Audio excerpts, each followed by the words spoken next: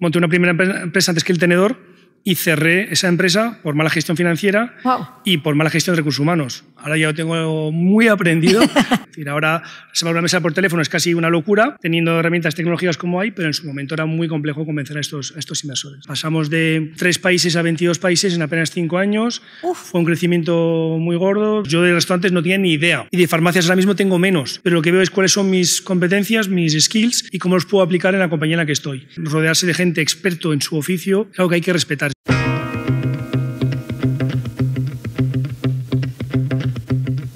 Frecuencia CEO, un podcast de Conto con Andrea Vilallonga. ¿Qué tal? ¿Cómo estáis? Bueno, me alegro que alguien conteste, gracias, muy amable. Bueno, estamos muy emocionados. ¿Qué tal, Marcos? ¿Bien? ¿El micrófono bien? ¿Todo está ok?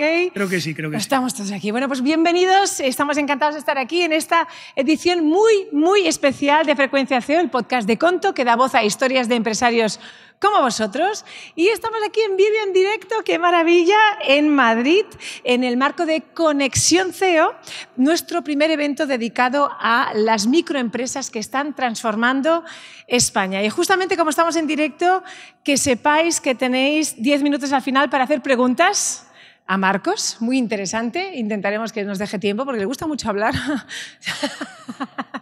Me lo ha dicho él, me lo ha dicho. Me vas conociendo. Exacto, es así. Y antes de que nos lancemos a las preguntas, vamos a hacer un Remember When, aquí todos juntos. Bueno, veo mucha gente joven, pero en mi época, cuando había que reservar un restaurante, tenías que ir al restaurante a reservar o, si no sé si os acordáis algunos, las páginas amarillas. Había que buscar el número. Entonces tú llamabas al señor o la señora del restaurante que te estaba ahí mientras te cocinaba, le gritaba al camarero, había un ruido detrás y tú pensabas, ojalá se haya reservado la mesa. Ojalá que sea así. Y entonces llegabas y era como, surprise, surprise, a ver qué ha pasado. Pues esto ha cambiado mucho y ahora mismo se puede hacer en 2 clics absolutamente y con confirmación inmediata y encima puedes leer reseñas para ver si reseñas, hablaremos de ello, reseñas que te digan si sí o no ese restaurante es bueno y todo esto no es magia, todo esto es transformación digital y una de las plataformas que ha liderado el mercado y este cambio en Europa y Latinoamérica ha sido El Tenedor, una propuesta que ha conseguido pues, unir 2 mundos muy distintos, los restaurantes, bueno, distintos no, distintos de diferentes, pero bueno, en fin, da igual. Los restaurantes, digamos, el negocio y, por otro lado, el comensal. Y vamos a empezar porque, claro, algo que parece tan obvio de cómo conectamos a estos 2 mundos, ¿no? Para poder avanzar, no se le ha ocurrido a nadie más que a este hombre. Entonces, Marcos, ¿cómo se te ocurre esta idea? Bueno, primero muchas gracias a todos por la invitación, un placer estar con vosotros. Y se nos ocurre la idea en 2006-2007, os sitúo porque estamos ya hace unos años, y para situaros también en ese momento, el mejor móvil de mercado era el BlackBerry. Con esto algunos os sitúo porque a lo mejor no sabéis lo que es. Mucha gente joven. Ya. Nosotros lo que descubrimos esta oportunidad porque yo he trabajado en el mundo de los restaurantes y visitaba el chef de la Torre Eiffel, Alain Ducasse, que tiene un restaurante en la Torre Eiffel en la primera planta, si no me equivoco. Nos damos cuenta que tiene muchas llamadas, es un restaurante muy demandado, la gente quiere celebrar ahí pues, la pedida de mano y muchas llamadas, un Excel, un caos. Como tú bien decías, no sé si apuntar a mi reserva o no. Entonces nosotros empezamos la compañía desarrollando lo que llamamos un libro de reservas inteligente, en el que transformamos un libro de papel en un software que va anotando dónde vas a poder anotar las reservas, el nombre de las personas, reconocerlos, comunicarles vía SMS, vía mail y que estén tranquilos con su reserva. Esa fue la primera pata con la que arrancamos. Y a los pocos meses nos dimos cuenta que además de ayudarles en la gestión, podíamos también ayudarles llevándoles comensales a la mesa. Y mucha gente nos conoce evidentemente por la parte de reservar, el tenedor, de fork ahora, pero nacimos primero con la premisa de ayudar al restaurante a gestionar mejor las reservas. Vale, o sea que al principio solo era desde el negocio. Sí. ¿Y os costó mucho convencer a los restaurantes? Porque claro, ya sabemos que cuando algo es innovador y más en el mundo de la restauración, donde son quizás un poquito más clásicos, digámoslo así. Vamos a decirlo así, que les quiero mucho. Sí. Pero sí, fue muy difícil, insisto. Voy a insistir mucho en situarnos en hace unos años, ya casi 20 años. Los restaurantes no tienen internet. En ese momento se utilizaba internet con el pinchito que se conectaba al ordenador. Ellos no tenían ordenador, no tenían muchas veces página web. Entonces es una industria muy tradicional Claro. Pero conseguimos convencerles porque la propuesta de valor sí que tenía mucho sentido para ellos. La propuesta de valor, el ayudarles en el día a día y hacerlo con tecnología no fue fácil, pero fuimos a ver los primeros restaurantes, fueron los Estrellas Michelin, quien más tenían esa necesidad, igual que el chef Alain Ducasse. Fuimos a ver a Martín Berasategui, a Daniel García, grandes estrellas Michelin, y ellos entendían la propuesta de valor, entendían que era importante cuidar al cliente, darle el mejor servicio, y con eso nos creamos pues, una marca en la que podíamos decir, mira, llegamos a tener hasta 50% de los restaurantes con estrella Michelin estuvieron en el tenedor. Entonces, cuando íbamos a visitar cualquier restaurante, teníamos una carta de visita que nos daba un nombre. Claro. Después fuimos conquistando los grandes grupos más organizados, donde también tenía necesidad pues, de gestionar el grupo entero, poder reservar un restaurante que estuviera lleno, mandarle a su otro restaurante de la ciudad. Y fuimos creciendo hasta que ya empezamos a trabajar con todos los pequeños restaurantes más independientes, italianos, restaurantes de moda, pero fue un trabajo muy duro. Hicimos muchísimos kilómetros con mis socios. Me imagino. Y volviendo otra vez al momento que decidís crear ¿no? digitalizar, digamos, este Excel que decías tú, entre que tenéis la idea y que creáis la idea o la herramienta, ¿pasa mucho tiempo? Pasan unos meses, pero lo que hicimos nosotros es asociarnos a uno de los fundadores, era un tecnológico, por lo cual él desarrolló el software. Okay. Nos ayudamos mucho de los propios restaurantes, entendió sus necesidades, cómo les podíamos ayudar, probamos con la herramienta y fue un año casi de desarrollo, 6 meses para tener un MVP que se llama ahora y después seguir evolucionando la herramienta. Lo bueno es que como era online, constantemente íbamos añadiendo novedades. Eso sí, los restaurantes en esa época no es como hoy donde entienden que Internet es seguro, está el cloud. Ellos preferían tener la información dentro de su ordenador, su disco duro. Claro. Y les explicábamos y les convencíamos que era mejor tenerlo en la nube, protegido de verdad, que no ahí. Entonces insisto, fue complejo los primeros pasos, pero lo conseguimos. ¿Cuándo empezáis a enfocar el negocio también hacia el consumidor? ¿En qué momento dais el cambio? Pues nos damos en el cambio unos meses después, cuando vemos que al final los restaurantes dicen, ostras, pero yo de lunes a viernes no lleno los restaurantes todos los días, en las comidas, en las cenas, ¿nos podríais ayudar? Y ahí montamos la primera web, no había ni app en ese momento, insisto, en 2007, 2008 ya. Y dijimos, ¿por qué no? Recuerdo esa web horrorosa, si no os podéis imaginar, la primera. Y fuimos avanzando y después también desarrollamos una app que también tuvo mucho éxito y lo que nos dimos cuenta es que les podíamos llevar comensales. Sin embargo, es verdad que en el mundo se podía reservar billetes de cine, billetes de trenes, teatro, casi lo que quisieras, pero no restaurantes. Y fue complejo para nosotros y tuvimos que trabajar mucho la parte de comunicación y marketing para poder convencer al usuario que se podía reservar una mesa en unos clics y que de verdad estuviera mesa reservada. Entonces, ahí tuvimos un reto importante y fue algo que tuvimos que luchar mucho. Claro, y luego en 2014 el tenedor pasa a ser adquirida por TripAdvisor y ahí pues pasa a llamarse The Fork. ¿Cuáles son los retos de pasar de una startup independiente como vosotros a un grupo tan global? Antes de contestar, ¿vosotros lo oís bien? ¿Sí? Lo digo, por si te quieres acercar un poquito el micro. Voy. No, tú no, el micro. Ahí está. Dale. No soy tan experto, venga. Es que yo no lo oigo demasiado, Situado. entonces es un poco triste que no lo oiga yo. Vale. Por no inventarme las cosas. No, lo hacen muy bien. Los retos que tuvimos cuando nos compraron, más que retos, la verdad fue una suerte que tuvimos. Hablamos de mayo de 2014, nos compra en su momento TripAdvisor y es una compañía que estaba en su mejor momento. Una compañía americana, cotizando en Nasdaq y con mucho tráfico de turismo, porque ellos tienen hoteles, restaurantes y más servicios. Entonces, para nosotros fue seguir nuestro proyecto, un poquito más de ahorros, digámoslo así, y con los datos que tienen, datos muy importantes a la hora de abrir un país. Nosotros en ese momento estábamos en España y en Francia y en Suiza. ¿Vale? Y después si queréis os cuento también por qué Suiza. Y con la ayuda de TripAdvisor pues pudimos escalar. Fuimos adquiriendo compañías pequeñas que había en algunos mercados, por ejemplo en Italia, en Portugal, en Bélgica, y les integramos con nosotros. Pero era mucho más fácil tomar la decisión de a qué país voy a ir con el tráfico de TripAdvisor, con sus datos, y eso pues nos permitió escalar. Pasamos de 3 países a 22 países en apenas 5 años. Fue un crecimiento muy gordo, a mí un aprendizaje muy grande también. Pasar de gestionar unas 150 personas a casi 1000 personas, la gestión de culturas, bueno, fue un reto, pero un gran máster para mí también. Has mencionado Suiza, ¿por qué? Suiza porque... Uy, perdón. Te llaman, contesta, no pasa nada, es importante. Suiza porque nosotros en la época de los Groupon, no sé si recordáis, Groupon, Grupalia, Lexbonus, todas esas grandes compañías que hacían muchos descuentos. Y muchos se fueron a Latinoamérica a expandirse.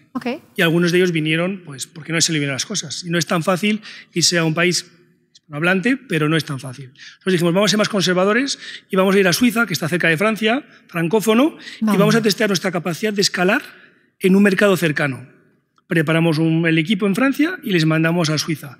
Y confirmamos que éramos capaces de abrir países nuevos, escalar la compañía y controlar el modelo de negocio. Por eso cuando llegó TripAdvisor les demostramos que éramos capaces de abrir un país pequeño, controlado, para no arriesgarnos demasiado en el tema de costes, y dijimos a TripAdvisor, si nos das el dinero, nosotros te lo escalamos. Y eso, resumiendo un poco, fue la operación. Tuvo sentido porque dijeron, mira, estos chicos lo han demostrado, vamos a ayudarles a escalarlo a más países.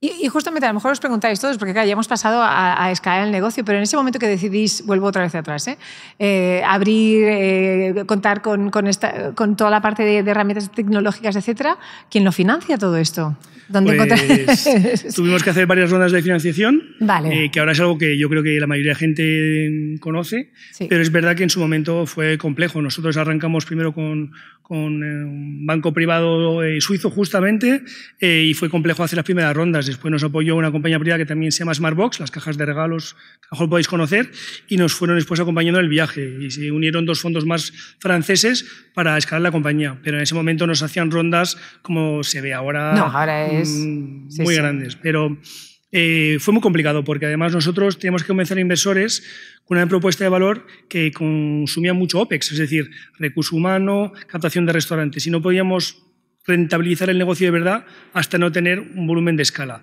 Entonces, no era fácil convencerles, explicarles la disrupción del modelo y que estamos cambiando una industria. Es decir, ahora reservar una mesa por teléfono es casi una locura, teniendo herramientas tecnológicas como hay, pero en su momento era muy complejo convencer a estos inversores. Claro, y entonces tardasteis bastante en que la idea o sea, ¿costaba más por esto que decías del OPEX o por una cosa de la idea? La idea era clara, costó más porque a ellos decían, mira, yo si te doy estos recursos, ¿cuándo los voy a rentabilizar? O sea, estaban hablando, o sea, no habían tantos business angels como hay ahora a lo mejor. No había tantos como ahora, la exigencia del mercado era muy alta y ahora, bueno, el mercado en estos últimos años se ha reajustado, ya han bajado las valoraciones, pero veníamos de unos años de locura total.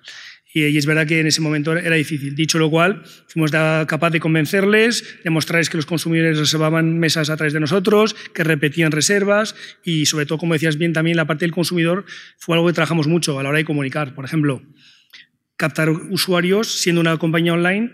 Nosotros empezamos haciéndolo con ideas offline. ¿Qué quiero decir? Nosotros lo que hicimos, por ejemplo, fueron pequeñas guías de campañas con descuentos y las metimos en los suplementos gastronómicos. Usamos mucho la creatividad.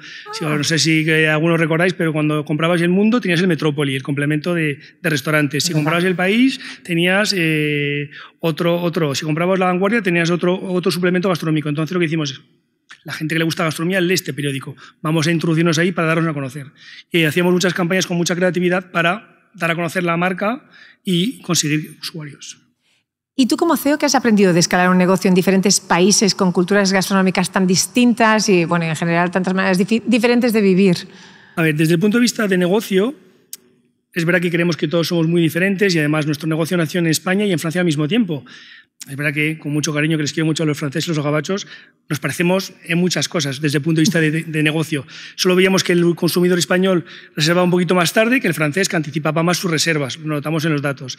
Pero la realidad es que las dificultades venían más por la cultura en sí. Cuando empecé a gestionar, por ejemplo, en Latinoamérica o trabajando también con gente de cultura inglesa, siendo español, había algunas veces que chocábamos. Yo, además, soy muy fuerte de carácter, convincente, me gusta que me reten, pero soy convencido de mis ideas. Y eso fue difícil a la hora de adquirir compañías, integrar esos fundadores también de compañías con nosotros y ellos tenían su propio ego, es normal. Entonces ahí pues había que lidiar, ajustar y tener mucha mano izquierda para que las cosas fueran bien. No, claro, y es complicado. Y lo que dices, además de anticipar, es bastante reto, porque nosotros somos más de salimos, pero los franceses no es verdad que son como más así de... Oye, ¿y cómo controlas tú las métricas para saber si todo va bien? Pues tienes que tener claro cuáles son tus KPIs negocio. Sí, pero claro, han evolucionado mucho, porque han empezado con unos KPIs, ahora luego abrís el negocio escalado. Es verdad que van evolucionando según la compañía va avanzando, pero hay algunos que son clave que tienen que estar ahí. En este caso, para el tenedor, los números de restaurantes, la base de usuarios que tenemos registradas, el número de reservas, evidentemente, y el número de personas de cada reserva, cuánta repetición había, porque una cosa es conseguir un cliente que te cuesta un dinero que haga su primera reserva, pero había que trabajar también la repetición de esa reserva. Y eso, el repeat rate que llamamos, era un indicador muy fuerte para nosotros. Evidentemente, el EBITDA, cómo va la salud del negocio. Y eso, pues, al principio lo ves de una forma y vas aprendiendo a base de golpes. Y de todos estos golpes que justamente estás diciendo, ¿cuál es el que más recuerdas? Iba a decir con cariño o no. Pero ¿cuál es el golpe que dices, este... Hubo muchísimas situaciones porque han sido muchos años, pero tuvimos un momento complicado con mis socios aquí en España en el que no podíamos pagar las nóminas. Y eso es un golpe. Esto es algo que nadie cuenta, pero cuesta mucho. O sea que, eso es un estrés y ahí, pues, evidentemente, gestionamos mal la parte financiera, no supimos bien medir los números y fue un mes complicado. Después ya fuimos ajustando, apretando el cinturón y sacamos la compañía adelante. Pero más de una compañía, es verdad, startups, hasta en un momento muy delicado en el que ha pasado de crecer mucho a casi quebrar. Claro, ¿y cuál era el crecimiento de personal que teníais en esa época? Porque claro, estábamos hablando de que era enorme, ¿era muy grande? Sí, crecíamos mucho en personal, pero bueno, hemos mantenido siempre un mix que me gusta a mí siempre tener, ese mix entre un conjunto de perfiles más senior, que viene más preparado, de grandes empresas, con experiencia, que te ayudan pues, a meter ciertos procesos y seguridad a la compañía, pero también mucho combinado con gente joven, con muchas ganas, mucho apetito y que les apetece pues, crecer contigo. Y entonces éramos una marca muy conocida por el consumidor y eso hacía que atraíamos mucho talento.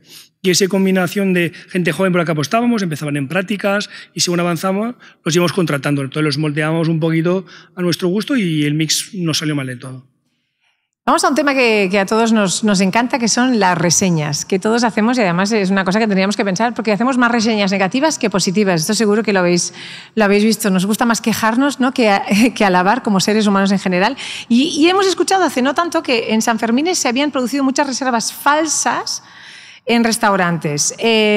Vamos primero con esto, las reservas falsas. ¿Cómo nos aseguramos de la fiabilidad de las reservas? Porque claro, hablábamos al principio de reservar y estar seguro que tenía en la mesa a esto. Bueno, aquí desde el tenor la verdad que teníamos un sistema muy seguro en el sentido de que solo podía opinar el usuario que había ido y cenado o comido en el restaurante. Okay. Si no había ido, el restaurante indicaba pues que no había ido, que no se había presentado, o si había anulado, que había anulado, por lo cual no recibía el email para poder dejar la opinión. Era un sistema muy controlado. Es verdad que en el mundo de TripAdvisor es un sistema diferente en el que por volumen, al final por masa, acabas teniendo la temperatura del restaurante. Si han opinado 5.000 comensales, aunque uno o dos o unos cuantos te pongan reseña mala, te daba un dato pues, muy, muy fiable. ¿Y esto es una sorpresa? ¿Os encontrasteis con eso? Porque claro, estabais empezando en el mundo digital, que todos estábamos como empezando. Y lo de las reseñas es una cosa como muy nueva. ¿Os sorprendió este tema? No sé si nos sorprendió, pero era algo que había que gestionar el ego de los chefs en el día a día. Eso sí que es muy importante. Vale. Insisto, les quiero mucho a todos estos chefs, pero el ego era muy importante. Además, en España la gastronomía tiene un peso importante. Hemos pasado por programas además de gastronómicos de televisión con MasterChef que han alimentado más todo esto y una opinión negativa se la toma muy, muy, muy personal. Digo, pero si tienes 1.500 buenas, no te preocupes por esta mala. Y les dolía mucho y dice, es que este señor ya vino con mala cara, no sé qué. Digo, pues son cosas que pasan y no pasa nada, tranquilo, pero eso era complejo. ¿Y conseguisteis venderles enseguida el hecho de que las reseñas podía ser algo positivo para ellos?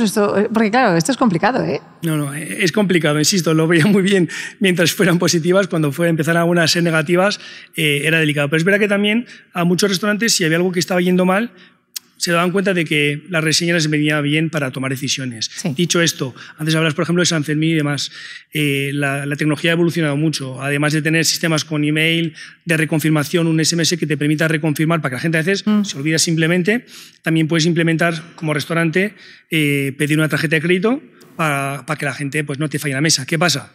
Que los comensales queremos todo, queremos la mesa reservada, pero no deja la tarjeta de crédito. Entonces, bueno, eso te puede romper un poco el volumen de reservas, pero te da más tranquilidad. Es increíble esto, ¿eh? O sea, a mí me parece que es algo tan normal que deberíamos hacer todos, porque a las personas les cuesta. ¿Habéis notado esto de los consumidores como una queja global de Les esta cuesta parte? mucho, pero en los hoteles nadie les cuesta. Es decir, todo el mundo por defecto vamos a un hotel sin haber visto la habitación y estamos prepagando, no solo dejando la tarjeta, y nos parece normal. Pero en el mundo de restaurantes no sé por qué, pues el mercado tiene que madurar, hay que ayudarlo, y yo creo que vamos en el camino de que casi siempre se tenga que poner una tarjeta y que haya una seguridad para el restaurante, porque es un negocio. Y una mesa vacía, pues es un coste. Ya, es negocio, claro que sí. Bueno, ahora vamos a lo que nos interesa aquí, que son las preguntas financieras. Antes Marta comentaba ya que la burocracia financiera es un tema bastante complicado. ¿Cómo lo hicisteis vosotros para ganar eficiencia en ese aspecto? Nosotros, insisto, cada fase fue de una manera. Es más, cambiamos varias veces de director financiero porque nos venían retos diferentes. Al principio coges el que tienes y el que te puedes permitir para avanzar, y después pues tienes más presupuesto y vas fichando gente que tiene mucha más experiencia. Yo creo que tener siempre un director financiero robusto es fundamental para la compañía, pero es verdad que no es fácil organizar, gestión de los costes, y yo monté una primera empresa antes que El Tenedor, y cerré esa empresa por mala gestión financiera y por mala gestión de recursos humanos. Ahora ya lo tengo muy aprendido, pero fue un golpe importante. La gestión financiera es importante, no es fácil, y repito, más de una startup ha estado en una situación en la que no ha podido pagar las nóminas, y eso es por mala gestión financiera. Hemos ido implementando algunas herramientas y evolucionando, pero insisto, cada fase tiene su historia. Y en todas estas fases, ¿tú crees que, por ejemplo, la banca más tradicional ha sido un stopper a la hora de ayudar a las startups? Las bancas tradicionales no ayudan a las startups, no están preparadas. Es verdad que últimamente pues, se han esforzado más por la presión, la evolución del mundo tecnológico, pero no estaban preparadas. Cuando íbamos a pedir un crédito y veía nuestros números, dice, pero si tenéis unas pérdidas de locos, ¿cómo os voy a dar yo una fotocopiadora? Entonces, no estaban adaptados a los nuevos tiempos, porque es un modelo diferente en el que tienes unos inversores y en el mes a mes, hasta que escalas, pues pierdes mucho dinero. El banco no lo entendía, no era capaz de entender nuestras necesidades. Entonces, nunca hemos podido avanzar con bancos, realmente ha sido algo complejo, y para cosas, insisto, del día a día, como una fotocopiadora u otro aspecto. No podemos hacer un renting porque no teníamos los números adecuados. Entonces, creo que los bancos tradicionales no se han adaptado fácilmente a estos cambios. ¿Crees que la banca digital sí que está al servicio, a lo mejor, de esta facilidad o de ayudar más a las startups? Muchísimo, y antes lo ha comentado Marta muy bien, y simplemente con lo que van contando se nota. Con todo, lo ves, hablan solo digital, tener el servicio al teléfono en los 7 días, estar siempre disponible. Pues me pasa a mí lo mismo con El Tenedor. Yo estaba disponible de lunes a domingo, sobre todo el fin de semana, porque mi cliente lo necesita. Claro. Pues como banco muchas veces llamas a un tradicional y no te contestas. Por lo cual sí que creo que estas nuevas compañías están muy adaptadas, entienden las necesidades de estas startups o pequeñas pymes, y el banco tradicional tiene que espabilar mucho. Ya nos has comentado antes que pagar las nóminas ha sido un reto grande, pero ¿tú recuerdas algún otro reto financiero que tuvieras que afrontar en ese momento que fuera como complicado? Retos financieros hemos tenido, no te voy a decir casi mensualmente, pero hemos tenido muchos retos, insisto, porque al final pues tienes que hacer una inversión en televisión y tienes que adelantarle una parte del pago, pero digo, pues si todavía no es en la campaña, ¿cómo te lo voy a decir? Hemos tenido situaciones en las que no teníamos bien gestionada probablemente la parte financiera, pero insisto, según hemos ido profesionalizándonos, pues ya se ha hecho mejor, pero es verdad que al principio no estamos bien del todo organizados en ese aspecto. Entonces, retos hemos tenido muchos, y insisto, hemos cambiado varias veces de director financiero porque también es complejo encontrar a alguien que entienda también cómo funciona tu compañía, qué necesidades tienes, y que esta persona pues se sepa adaptar a tu negocio. Es que la compañía ha evolucionado muchísimo en poquísimo tiempo. O sea, por eso que necesitas gente que sea como flexible. Sí. Exacto. Y si tú ahora volvieras al principio, ¿no? En el día que empezaste tu negocio, después de esa comida con Alain Ducasse, ¿qué consejo financiero te darías a ti mismo? Ya que estamos financiero y también como empresario. Lo tengo muy claro. Yo siempre lo digo, y no solo para la parte financiera. Tener los mejores en la posición que se necesita. Si es un financiero, pues tener un director financiero que te acompañe y que te entienda. Si es la parte de comunicación, una responsable de comunicación que es la que sabe. Yo creo que al final rodearse de gente experto en su oficio es algo que hay que respetar. Es verdad que cuando eres el CEO de la compañía, el fundador, pues también a veces tu ego juega en tu contra, y ahí tienes que aprender a tener esa flexibilidad que tú comentabas, ser capaz de adaptarte y aceptar consejos o recomendaciones de expertos de otro departamento, en este caso financiero, que es clave. Y yo insisto, no estuve bien asesorado en mi primera compañía, tuve que cerrarla, en la segunda no me ha vuelto a pasar. No te ha vuelto a pasar. ¿Y crees que era mal asesorado o como hablabas de ego, venga, va, déjame ahí? Hubo un momento que tú no quisiste escuchar algo porque nos pasa, que a veces no queremos escuchar algo y luego dices, ¡ñe! Pasa mucho porque encima soy cabezón, creo en mis ideas y en mis decisiones, pero sí ha pasado. Pero bueno, después soy también muy humilde y sé pedir perdón y rectificar y corregir. Así que esa parte le hemos llevado muy bien. Bueno, por tanto, un ejemplo, nuestra directora de comunicación, por ejemplo, estuvo 16 años casi con nosotros, por lo cual algo hemos hecho bien y hemos conectado. Entonces, sí, yo creo que tratar las personas, los recursos humanos también es algo importante y creo que lo hemos hecho como compañía bastante bien. Sí, porque recursos humanos justamente hablamos siempre de financiero, porque es verdad que estamos en Conexión CEO, pero también la parte de humanos a mí me parece una de las más difíciles de gestionar. Porque claro, cuando empezasteis, en el primer año, cuando sabéis cuántos erais. Pues muchos becarios. Muchos becarios.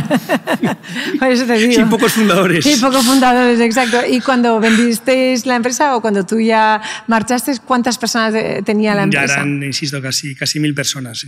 La verdad que eso es algo para mí fundamental y es de las cosas más bonitas de montar una empresa. El conectar con personas, ver su evolución, insisto.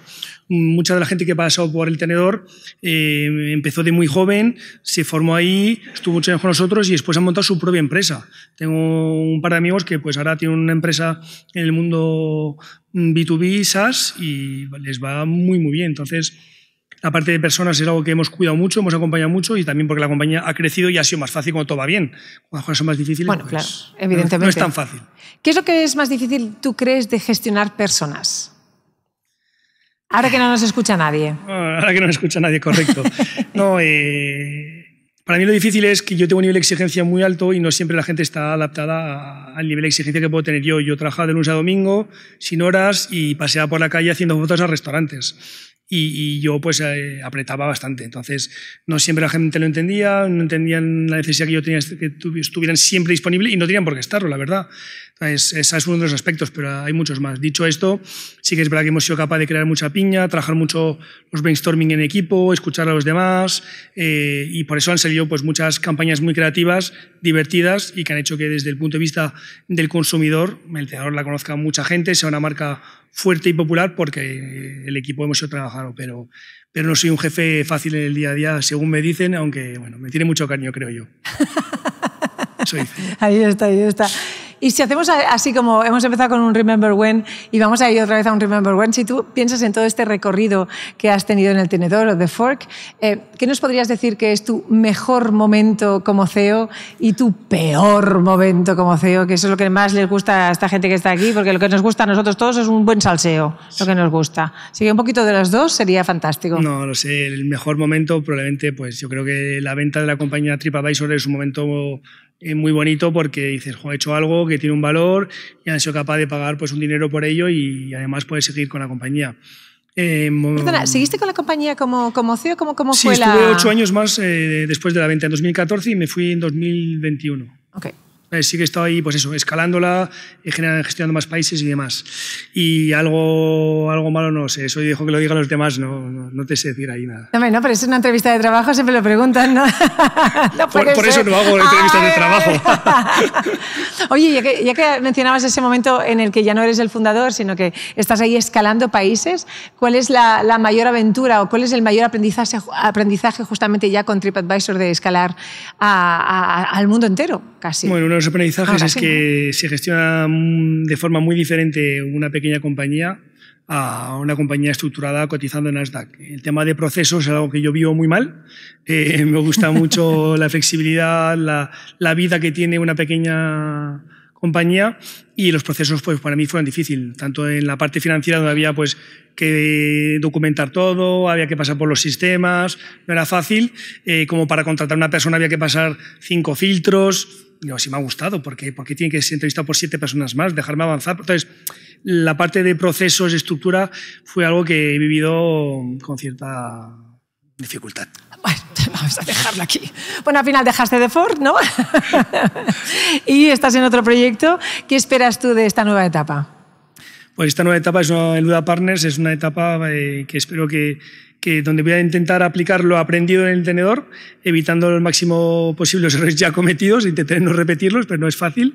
Y además estamos en el mundo de la salud, entonces para mí es un proyecto nuevo, bonito, que quiero escalar, que vas a ayudar a pacientes, ayudar a una industria que son las farmacias, que también es un pequeño negocio parecido a los restaurantes y donde hay muchísimo por hacer. Yo creo que la parte de tecnología no ha llegado de verdad todavía al mundo de las farmacias y vamos a intentar ayudarles y sobre todo que sigan presentes porque es un pequeño negocio de proximidad que tiene muchos retos por delante. ¿Nos quieres contar un poquito más qué significa o se puede? Sí, sí. Has dicho un poquito, pero a lo mejor no nos ha quedado claro realmente de qué va. Hemos montado un SaaS, un software, igual que en el tenedor, que tiene por objetivo ayudar a las farmacias, por un lado, a que si un paciente la viene a visitar y no tiene un medicamento porque está desabastecido, que puedan geolocalizar en la red una farmacia cercana que lo tiene. Y esto hoy nos damos cuenta y espero que aquí nadie tenga esa necesidad, pero si tienes un medicamento y tomártelo ahora por un tema de salud grave, pues les ayudamos a que lo puedan encontrar. Esa parte son unos 25.000 pacientes que ayudamos cada mes y ahí nos sentimos muy orgullosos de esa parte social. Y la segunda pata es que ayudamos a estas farmacias, que son unas 3.700 en España, a vender en el mundo online. Al final, igual que los restaurantes con el tenedor, es difícil para ellos montar su web, organizarlo todo. Nosotros les conectamos a plataformas como son Glovo, Uber o Just Eat. Si alguien ahora compra algo en Glovo de parafarmacia, la tecnología que está detrás es Luda. Lo hacemos también con Carrefour, por ejemplo, la parafarmacia Carrefour Online es de Luda y con grandes marcas de laboratorio. Les ayudamos a estar en el mundo online siendo un pequeño negocio y sin tener que gestionar nada. Bueno, pues es un patrón que se repite, ¿eh? Sí, un patrón que también... Tenemos ahí buscar sectores que no están digitalizados y a por ellos. Sí. Bueno, no está mal. Pero yo, no sé, no te conozco desde hace mucho tiempo, pero seguro que ya tienes otro gran proyecto en mente. Sí, tengo uno que tengo una espina ahí clavada y lo tengo ahí pendiente para cuando espero que salga muy bien Luda e ir a por él, pero ese me lo reservo en secreto. No nos vas a hacer aquí un spoiler que no nos oye nadie. Tengo nada. claramente una industria muy clara. Sé que tú eres muy buena, Andrea es muy buena, pero no me lo saca esto. Fantástico. Oye, pues yo no sé si quieres comentar alguna cosa más. ¿Te ha quedado algo en el tintero? Ahora pasaremos a las preguntas del público. No, yo sobre todo si alguien tiene preguntas, feliz de poder contestarle porque al final pues estamos sobre todo por la gente. Sí, porque yo tengo un guión y hay cosas que no me atrevo, pero aquí vosotros dar rienda suelta a vuestras preguntas. Mira, aquí tenemos una pregunta de este chico. Espera, creo que hay un micro. Mientras tenemos el micro, sí que es, Andrea, una cosa importante en todo lo que estoy contando, y lo he visto porque en Conto creo que lo tienen de verdad también, es muy importante tener un buen producto que de verdad esté adaptado a las necesidades de tu cliente, tanto por la parte del consumidor en mi caso, como del restaurante. Si tienes un buen producto que de verdad les aporta valor y está bien pensado para ellos, aunque, por ejemplo, que nos pasaba, no tenía internet, te lo compraban porque sabían que la propuesta no tenía sentido. Por lo cual, tener un proyecto bien adaptado al mercado es una de las patas claves también del éxito del tenedor, yo creo. Y voy, que sea una pata clave, pero que no solamente adaptado, sino que también que facilite. Yo creo que todo lo que podamos facilitar el trabajo de los demás puede ser ahí el momento de... ¿Te gustan las curiosidades? Y os doy una. Nuestros heavy users, los clientes que más reservan el tenedor, en los inicios sobre todo y después también, no son gente joven, era al contrario, gente de 50 años y 60 años eran los heavy users, por dos razones. ¡Qué viejos todos! No ¡Somos boomers! ¿Y por qué? La pregunta es el por qué. Porque, ellos tenían más capacidad adquisitiva, más poder adquisitivo para poder salir a cenar y comer, evidentemente, claro. Pero el segundo es el producto, porque para una persona que no era un crack de la tecnología, reservar en 3 clics lo eran capaz de hacerlo. Entonces, por eso digo que la parte de producto es fundamental en el éxito de una compañía, claro, en este caso. Qué bueno, gracias. Ahora sí te toca. Hemos dicho preguntas y hemos pasado de tu cara, pero estamos contigo. No me ofendo, o sea, sin problema. ¿Qué tal, Marcos? Gracias por venir y el ratito. Yo, la verdad es que te he escuchado un huevo de charlas ya, pero siempre me queda con una curiosidad que es una pregunta al revés, que es las cosas que no hicisteis. Podéis haber sido muchas cosas, podéis haber pivotado muchas cosas, podéis haber sido un punto de venta, podéis haber acabado siendo un Square. ¿Por qué no? Muy buena pregunta y gracias por hacerla porque es verdad que no lo preguntan tanto y yo creo que es clave. Pues con el COVID sí que estuvimos a punto de meternos en otro negocio del mundo de los restaurantes, que es el delivery. Dijimos, si nos han cortado las reservas, no facturamos nada, estamos tiesos, pero tenemos capital porque tenemos un grupo potente, ¿por qué nos metemos en el delivery? Pues porque, como he dicho antes, en el mundo del equipo, si no eres bueno en finanzas, coge un tío que sea bueno en finanzas. En recursos humanos, un bueno en recursos humanos. Pues aquí lo mismo, zapatero es su zapato. Es decir, yo no sé hacer delivery, parece fácil de exterior, pero hay muchas compañías que lo están haciendo y tienen retos muy grandes, por lo cual dijimos, es más complejo de lo que parece, hay que tener la operativa, hay que tener los riders, hay que gestionar el producto. Entonces, a veces, y eso es una parte importante de un emprendedor, aprender a decir que no es clave y focalizar en lo que estás haciendo es clave. Es más fácil decirlo que hacerlo, lo garantizo, y nos pasa a todos. Pero por eso no nos metimos en otro negocio, porque todo parece más fácil desde el exterior. Y a mí me pasa, Marcos, es que yo justo había pensado un día montar una empresa como El Tenedor para que... Pues hazlo, pero no es tan fácil hacer las cosas. Por lo cual, yo ahí tengo mucho respeto por todas las compañías que veo, cualquier empresario, y en el mundo en este caso, pues el mundo de los deliveries, quisimos meternos y lo hicimos. Y estuvimos también a punto con un proyecto, pero más de eventos, de montar un restaurante, y eso a lo mejor podía tener sentido, pero no llegamos a hacerlo. Un restaurante no tanto del Tenedor, pero para otros chefs. Está muy interesante, pero además no sé si te pasa o os pasa que en épocas de crisis tienes la sensación de que tienes que hacer más cosas, y el COVID fue un momento de voy a hacer esto, todo el mundo quería abrir tiendas de cactus en Ibiza, ¿sabes? De repente voy a dejar mi trabajo y hay que ir con cuidado con el momento, estoy en crisis, tengo que hacer cualquier cosa, entonces me parece muy, muy inteligente el decir que no. Sin embargo, lo que sí hicimos, porque como somos personas inquietas, lo que hicimos es montar una campaña solidaria para ayudar a restaurantes que estaban con muchas dificultades financieras, evidentemente.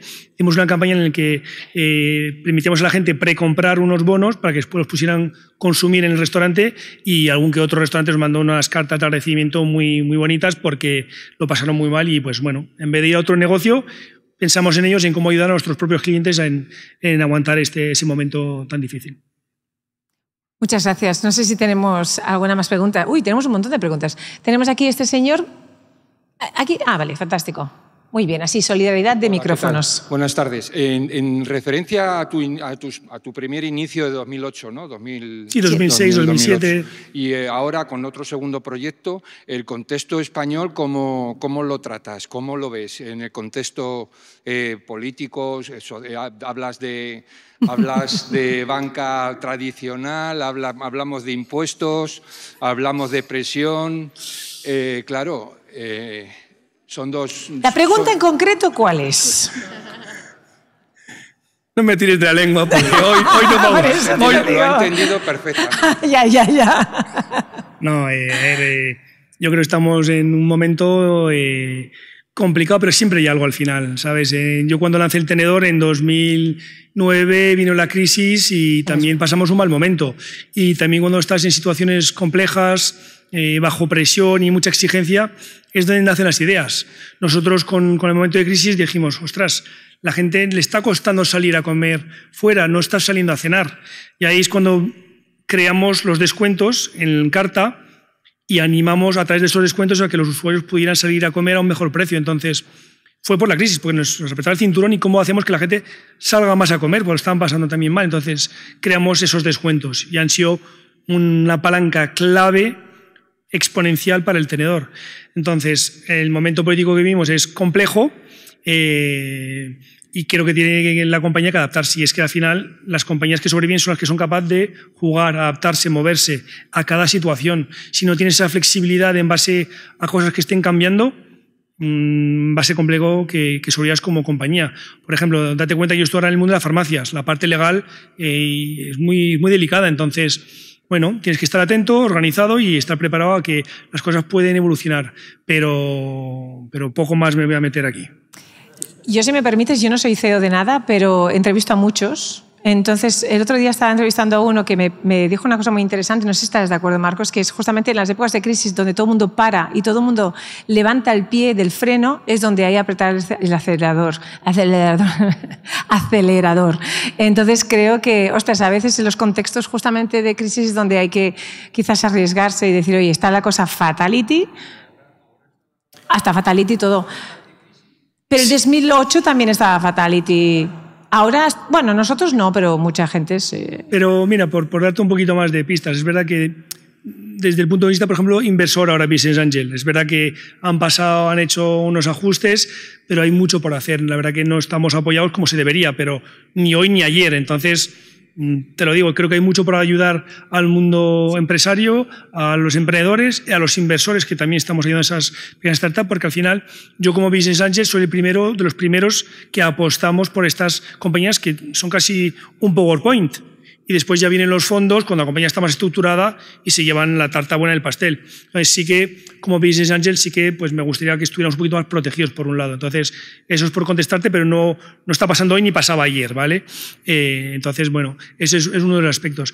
Y dicho lo cual, como bien decía Andrea, yo creo que las situaciones de crisis es donde hay que ir para adelante. Es decir, nosotros también con el COVID, pues en vez de frenarnos, también hicimos campañas publicitarias con un toque de humor y pues hizo que se hablase del tenedor. Entonces, insisto, no nos tenemos que estar contraídos con estas situaciones porque van a existir hoy y mañana y sobre todo buscar el ángulo para poder adaptarse a ello.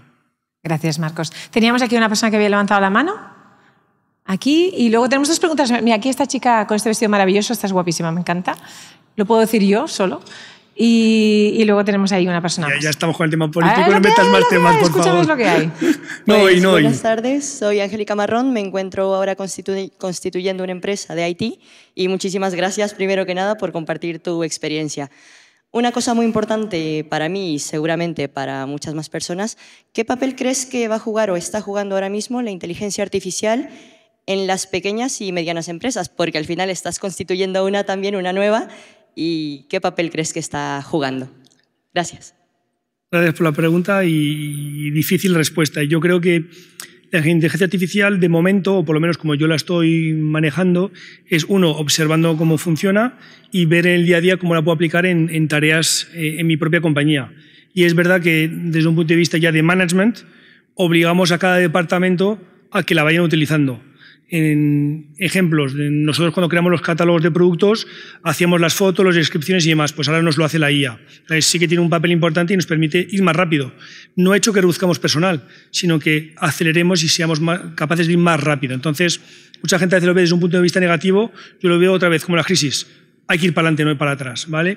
Eso es una de las patas. Y después, también a través de la tecnología de inteligencia artificial, hemos sido capaces de lanzar un nuevo producto, un nuevo servicio para nuestros clientes, las farmacias. Entonces, yo de momento lo que estoy intentando hacer es adaptarla en el día a día para escalar más rápido, pero no me preocupa. Evidentemente va a afectar, va a cambiar las normas del juego, pero sobre todo, en tu caso ahora mismo, intentaré ver cómo optimizar mi gestión financiera, mis costes, utilizando la tecnología. Otro ejemplo, estoy montando con una compañía nueva una herramienta que me va a permitir escalar la captación de farmacias a través de la IA. Pues lo mismo. Entonces, es ver cómo utilizar la situación que tienes en el entorno actual, aplicarlo a tu propia compañía. Fantástico, gracias Marcos. Y la última pregunta que teníamos por ahí, alguna tú eliges, Chris, tú misma. Uy, qué presión, que se levante el más rápido. Time out, una más y ya está. Venga, tengo a Alba que me está diciendo, Andrea, cállate. Corta. Hola, buenas tardes. Bueno, más que una pregunta es un consejo que quiero que me des. Si hoy estuvieras en tus 20 y quieres empezar a emprender y no sabes cómo, ¿qué es lo que harías? Gracias. Pues gracias a ti. ¿Quién pillara esos 20, evidentemente? Yo empecé con joven también. Yo sobre todo lo que te diría es que te pienses bien en qué sector quieres emprender, si es el adecuado y qué se está haciendo a día de hoy. Yo creo que mucha gente dice, pues me gusta la moda, voy a emprender en la moda. Y probablemente, pues a lo mejor emprender en algo que te gusta no es a lo mejor, sino busca donde tengas unas competencias buenas. Yo de restaurantes no tenía ni idea. Y de farmacias ahora mismo tengo menos. Pero lo que veo es cuáles son mis competencias, mis skills y cómo los puedo aplicar en la compañía en la que estoy. En tu caso, siendo tan joven, yo estoy un poquito más mayor, no mucho más, ¿vale? Pero siendo tan joven, lo que te diría es, intenta entrar en una compañía joven, una startup, en la que puedas aprender, ver cómo evolucionan, cómo funcionan las cosas, aprende de los demás. No queramos siempre todos ser los protagonistas. Y es verdad que se habla mucho del concepto de intraemprendimiento y creo que eso es muy bueno. Entonces, te recomendaría, siendo tan joven, que busques un proyecto en el que te puedes involucrar, aportar, buscarte un espacio. Y una vez que ya tengas ese conocimiento, ya mira si tiene sentido pues aventurarte a emprender, que es complejo, es muy duro y te juegas muchos ahorros. Y cuando ya lo tengas, tienes aquí un Business Angel que estará encantado de escuchar tu proyecto. Sobre todo con las grandes ayudas de nuestro gobierno, por supuesto. Muchísimas gracias a todos, ha sido un placer. Gracias, Marcos, por enseñarnos cómo ir navegando entre las necesidades de los negocios y los usuarios y por aportar tu experiencia y todos estos consejos maravillosos, tus fracasos y tus triunfos, que eso siempre va bien. Muchísimas gracias a todos y nos vemos en el próximo Frecuencia CEO. Muchas gracias.